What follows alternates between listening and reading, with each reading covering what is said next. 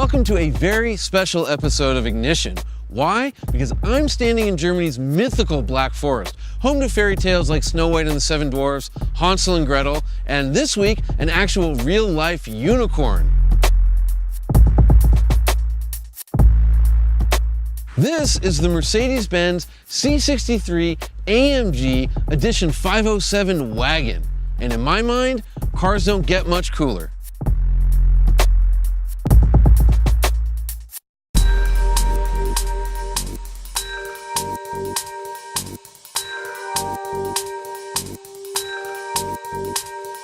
What makes the C63 AMG Edition 507? Okay, so you got to start with the base C63, and that car makes 451 horsepower. And then for $6,000 more, you can get the P31 Performance Package, and that ups the horsepower to 481. This motor is known internally as the M156, so it's a 6.2-liter naturally aspirated V8. However, that same basic block with a bunch of different internals is the engine in the gullwing, and that one's called the M159. So, you take a couple parts out of the M159. You get the forged pistons, forged connecting rods, add in a lighter crankshaft, and all of a sudden the horsepower goes up to 507. Torque remains the same at about 451 pound-feet, and this thing is an absolute rocket ship.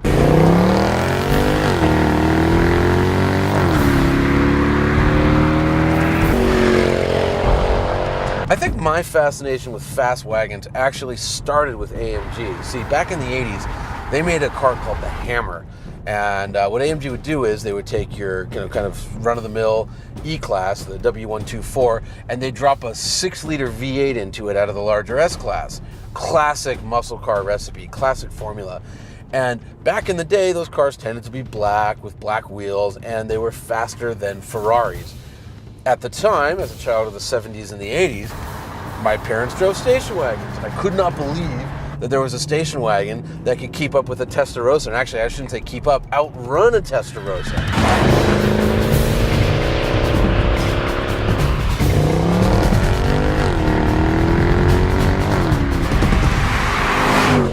Acceleration in this car is absolutely bonkers. It will get to 60 miles an hour in about 3.6 seconds, which is ludicrous for a station wagon, making it one of the fastest in the world.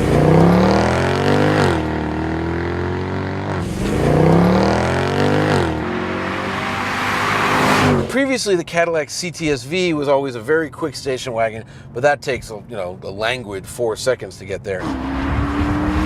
Old E63 wagon, the rear-wheel drive one, was a little bit quicker. It was like 3.8 seconds. Audi RS6, we've never tested one, but I imagine it's up there too.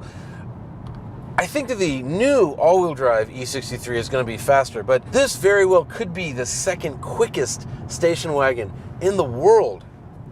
I always forget how great the C-Class is in terms of a chassis.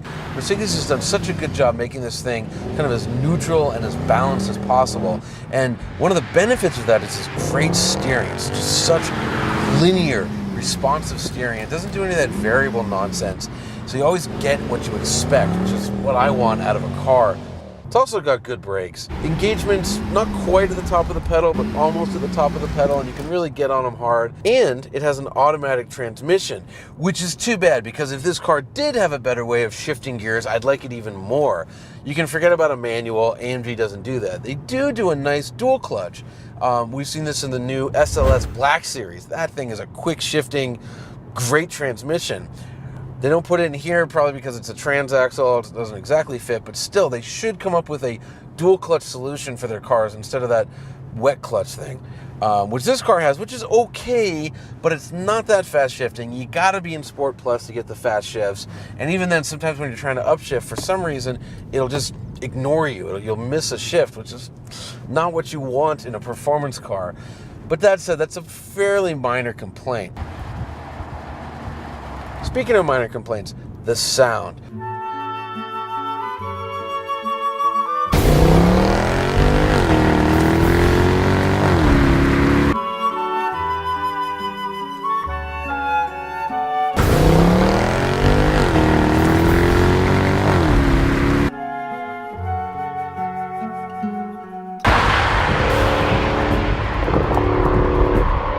problem is the C-Class is a luxury car, so you're very isolated. Our chase car's been saying he's been loving following us around because you can really hear the blare of the exhaust and the overrun when you're downshifting and all that. Inside the cabin, you gotta like strain your ears to hear it, which is really too bad because it does sound great. And naturally aspirated big V8s are just wonderful sounding things, and we know sadly they're going away soon. So if there was a way to pull sound insulation out of this car, I would do it.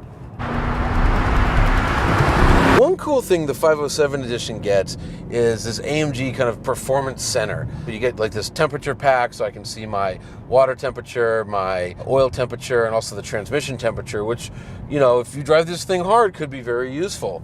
You also get this power gauge, which tells you the amount of horsepower you're currently making, up to 507. It shows you your torque, shows you the percentage throttle. Of course, you get tire pressure, things like that. Then there's this kind of race section. And what this does is it gives you your standard stuff like a G meter and the percentage that you're on the brakes and percentage you're on the throttle again. There's a lap timer for the track. There's also a 0 to 100 kilometers per hour, or as we would think of it, 0 to 62 miles per hour. And my favorite, quarter mile, which I think is hysterical that a German car in Germany is concerned about the quarter mile, but so be it. There's also a little setup section, and there's an AMG button, and you can kind of configure what happens when you hit that AMG button, like go to Sport Plus and turn off traction control, that type of thing.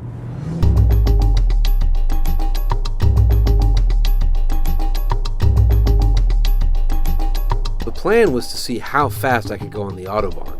AMG doesn't give an official top speed, but the 155 mile per hour limiter is removed when you opt for the regular performance pack. Though the 507 is reportedly limited to 280 kilometers per hour or 174 miles per hour, I'd hit 170 miles per hour the day before without much drama. I really wanted to achieve VMAX.